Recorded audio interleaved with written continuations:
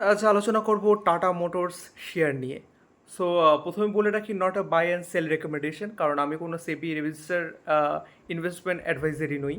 So Tata মোটরসের share যদি বলে থাকি, তাহলে এটি রিসেন্টলি ডিমার্জার্স নিয়ে কিছু কথা চলছে, তবে সেদিকে আমরা যাচ্ছি না। আমরা এদিকে আসছি যে কোম্পানি আন্ডার ভ্যালুড কিনা।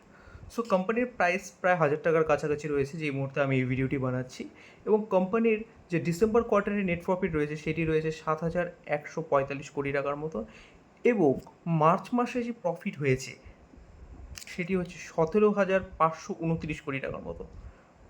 প্রায় একটা মানে ডাবলের থেকেও বড় জাম্প, মানে 150%-এর বেশি জাম্প।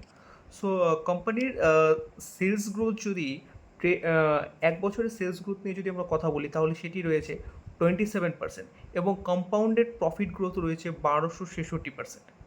সো এখানে একটা হিউজ টার্নআরাউন্ড আমাদের দেখা যাচ্ছে, কারণ কোম্পানি কিন্তু এক সময় লস মেকিং কোম্পানি ছিল। সেই লস মেকিং কোম্পানি থেকে টাটা মোটরস একটা এখন বর্তমানে ভালো প্রফিট পাচ্ছে।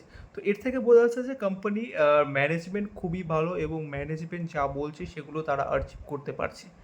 সো টেকনিক্যালি অ্যানালাইসিস যদি করি, তাহলে কোম্পানির পিই রেশিও হচ্ছে 11.5, আর আরওসিই হচ্ছে 20.1, এবং আরওই হচ্ছে 49.5।